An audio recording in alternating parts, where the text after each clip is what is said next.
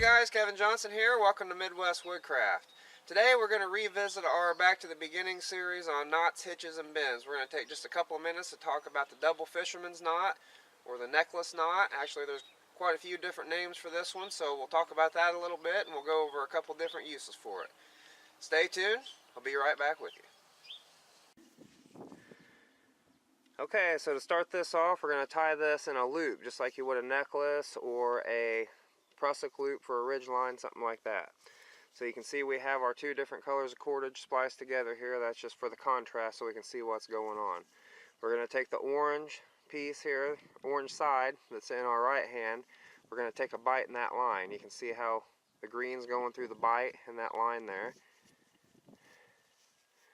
And then you can see how when you cross over there, that makes an X. You cross back over the orange. You go around the top, around the back side. You can see how you come around the bottom of the green there, so you're crossing over both pieces. You can see where that X, you've made that X. You just shove that through there. You can see that there. There, that tag into that orange. Then you just kind of pull it down on itself. You can see you get that nice neat coil pattern, kind of an X pattern.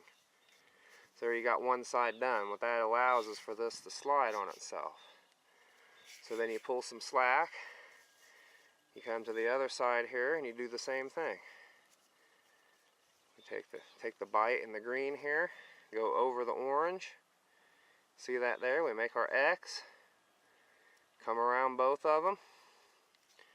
I'll try to stick my finger all the way through the X this time so you can see what's going on. You can see there, we come around there, and basically where my finger is there in that X, I'm going to pull my finger through there. We're just going to shove that tag into that green line through there. And then we'll do the same thing, we'll just dress it up. When you're starting out, leave yourself a little bit of tag in, because you can see here I can adjust that as I go here. Just kind of dress it up. Have our nice neat knot there. That allows us to make an adjustable loop. It's like a necklace or a bracelet. That's why a lot of people call this the necklace knot. You tighten that down really tight, it's going to be hard to pull that apart. You put a lot of tension on this knot. That's why it makes a really good bend as well for splicing two pieces of line together, because it makes a real sturdy bend, sturdy splice. We'll talk about that more here in a minute. But this is why a lot of people call it the necklace knot. You can do a necklace like this, a bracelet like this. This is also how a lot of us make our prusik loops for our ridge line, because it's nice and neat, really strong. Okay, so now we're going to apply the same principle basically to use this as a bend to bend or to splice two pieces, separate pieces of cordage together. You can see I have a piece of orange here.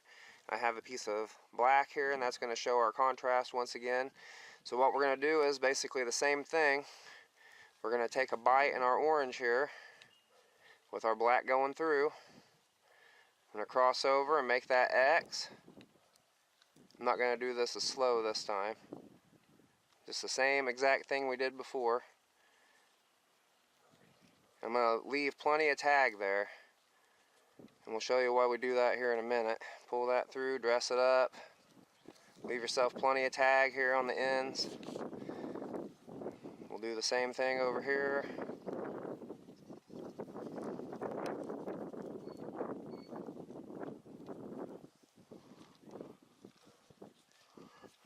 And we'll pull those together. You can see, pull those together, they're really tight, really strong. But what we're going to do is we're going to increase that safety just a little bit. We're going to tie a stop knot, just an overhand knot, has a stop knot in there.